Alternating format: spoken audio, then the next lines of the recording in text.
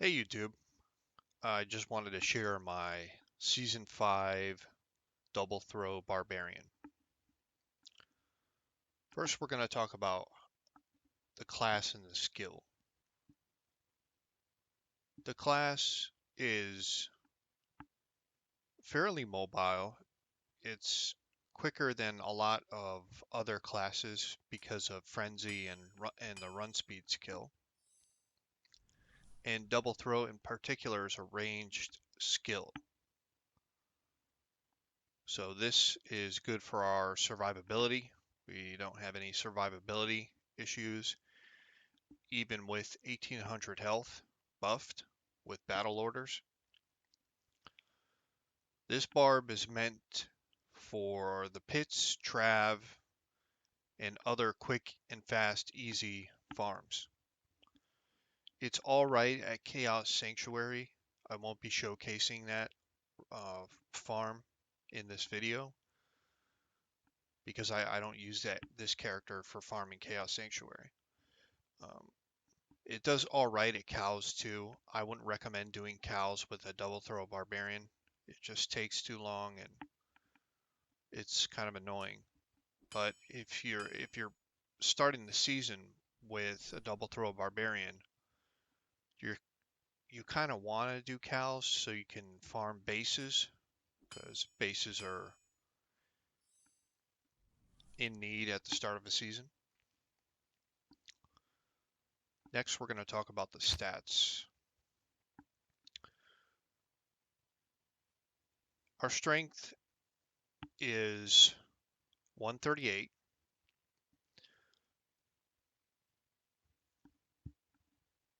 It's just enough to wear our gear. Our dexterity is 347. Now, when you're using a double throw barbarian, you want to increase your dexterity stat because it increases the attack rating and damage.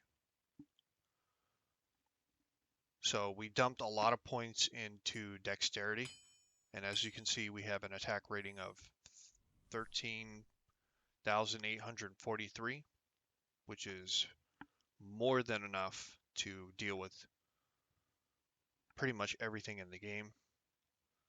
You won't be missing very often with this attack rating.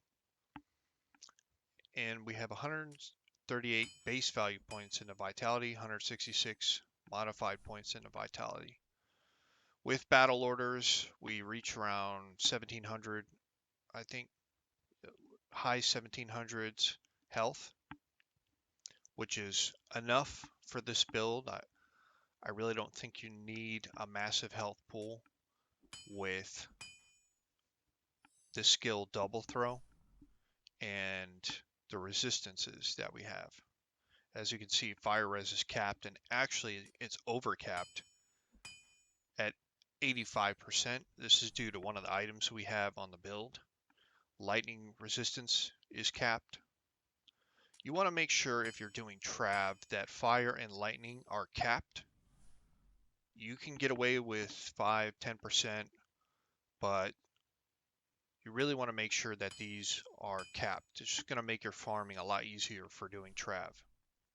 Cold res, poison res, not really too big of a priority. Although, as you can see, our cold res is a few points from being maxed out. And these are, you don't really have to worry about these too much. Next, we're going to go into the skills. Double throw has one synergy, which is double swing. So we have 1 point into bash, 20 into double swing, 20 into double throw, and 1 into frenzy, and 1 into leap. Leap is for so you can jump over ledges and for general mobility. You'll see me using this a lot in the runs I'm going to showcase later in the video. It's also a fun skill to use. It's one of my favorite skills in the game.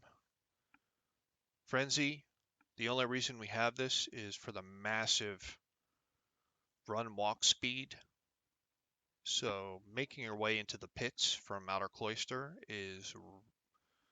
takes like a minute tops. and that's due to Frenzy.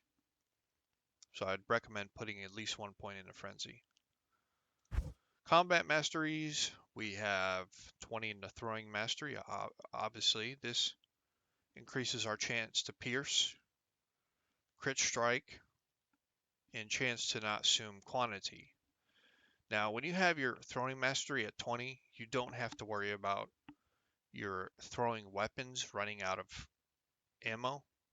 They never run out of ammo, they just always replenish because of this skill. We have 1 point into the 1 point wonders, stamina, iron skin, natural resistance, and increased speed. For war cries, we have 1 into howl, 1 into shout, 10 into battle orders, and 1 into battle command. We also have 1 into find potion and 1 into find item, or 7, sorry, 10 into find potion and 7 into find item. I believe at level 14, which is what the skill's at now, you stop getting a percent increase. It stays the same, so I wouldn't go past 14. And this find item skill has a synergy from find potion, and as you can see, find potion increases the chance by 1% per level. So that's why we have more points in the find potion. This is a magic find build and a Horker build. So we do have 204% magic find, 493 extra gold from monsters, and those are all right stats, but we get most of our a huge boost to gold find and extra gold from monsters from the Blade of Alibaba. As you can see, better chance to get magic items, 86%, and a huge extra gold from monsters. Our magic find jumps up almost 150, around 150, 160, and our extra gold from monsters is at 923%. Now you can socket these with Ist and Lem runes, runes. They will increase your magic find and extra gold. I don't feel it's necessary. I'll probably end up getting some Ist and Lem runes in the next couple days, but I think our values for magic find and gold find are just fine the way they are right now.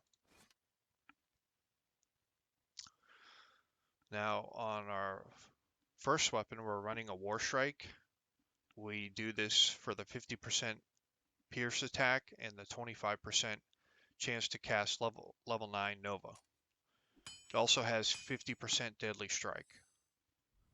Now this is probably the best in slot for double throw in my opinion. You can get an ethereal War Strike, but you are going to pay an arm and a leg for it, probably a higher. And we don't really need the ethereal War Strike because the non-ethereal does just fine. Next, we'll talk about the helmet. Arit's face. This is an excellent item. Comes with everything you need. All res, bonus to attack rating, plus to skills, 20 strength, 20 dexterity. You can use a G-face too if you want crushing blow on your double throw Barbarian. That's a good option. But I chose to go with the Reeds because I ended up finding this helmet on one of my other characters. Our next weapon is the Lacerator. This is another best in slot weapon in my opinion. And that's all due to a 33% chance to cast level 3 amplified damage on striking. The rest of the modifiers are decent. Increased attack speed, open wounds, but really it's for the amp damage. This is going to increase our damage by 100% when this procs, and it does proc often. One thing to note about this weapon is that it does have hit causes monsters to flee plus 50%. So I tried dual lacerators and it would just cause the monsters to flee too much, and it really hurts the build in my opinion, especially if you're doing Trav. I think one is a good compromise. High Lords in the Amulet slot. This is probably best in slot for this build as well. +1 all skills, 20% increased attack speed, Deadly Strike, Lightning Res. Just a really good amulet. This is another expensive item. I'm not sure what they go for right now. It's like 2.5 weeks after the season start.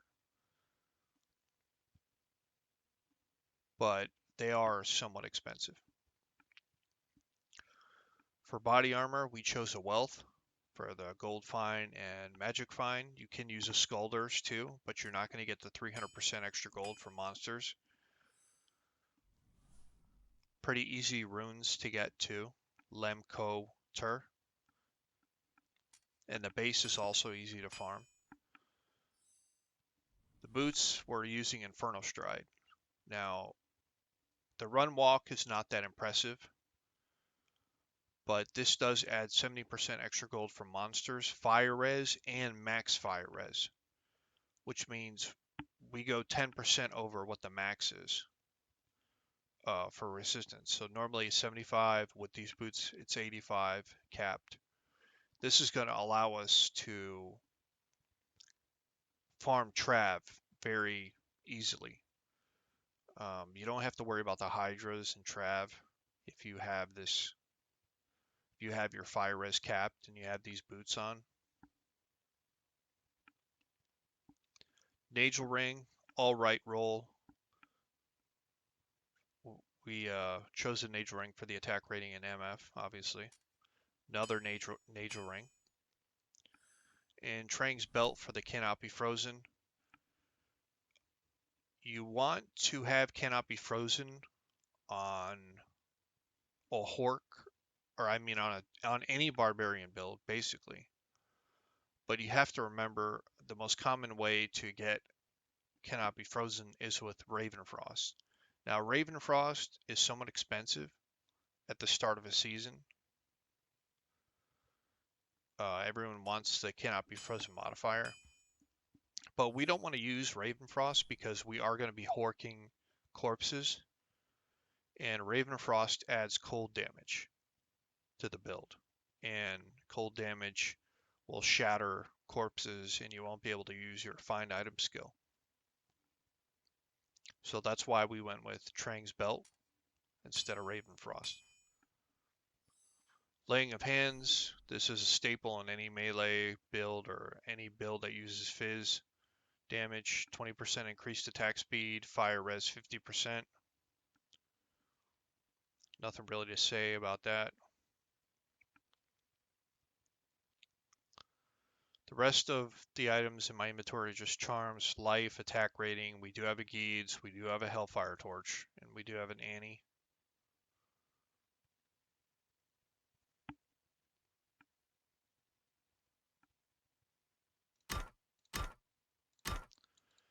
Now, some options that you can take into consideration are Wraith Flight. I did try this glaive out. It does pretty good damage, but in my opinion, Lacerator outperforms this item because of the amp damage. Lacerator is best in slot in my opinion, but this will also work too if you can't get your hands on a Lacerator. Also, Demon Ark's Balrog Spear is a good item. If you can't get a Lacerator or a Warstrike, and this is going to have to do for you. These are not expensive at all, so you shouldn't have any problem finding one of these.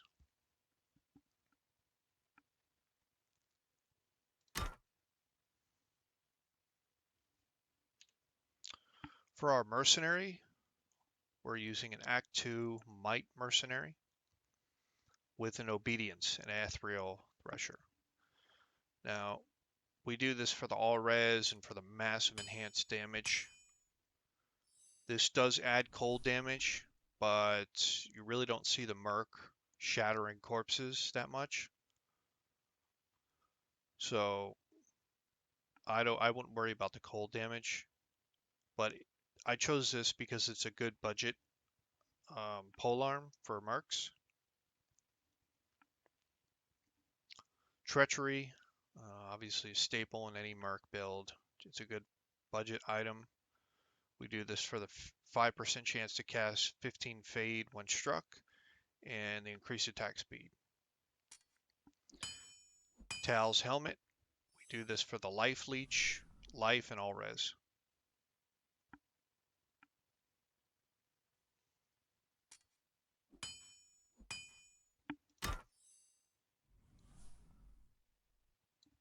Oh, you can also use a Reaper's Toll for the Decrepify proc. That'll also increase your damage.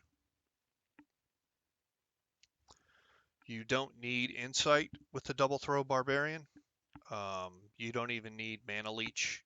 If you're doing Chaos, you will want to have some Mana Leech, but I don't do Chaos with this character, so I don't really have to worry about mana unless there's a elite mob with mana burn.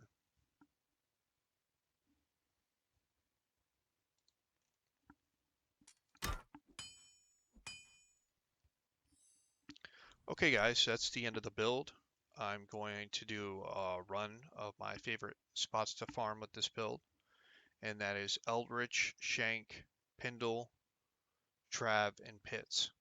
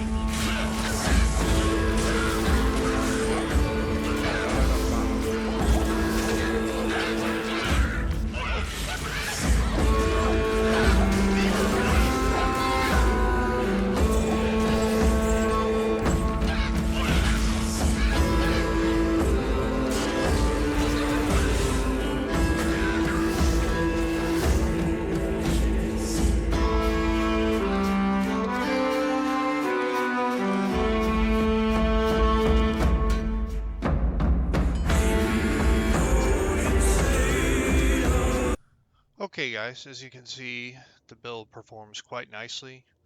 No real survivability issues at all. Trav went pretty smooth. The mercenary stayed alive. Uh, Sometimes he dies, sometimes he doesn't. I like to at least try to get the fade proc on the mercenary before I go to Trav, but it worked out pretty well. So I hope you learned something, and thanks for watching.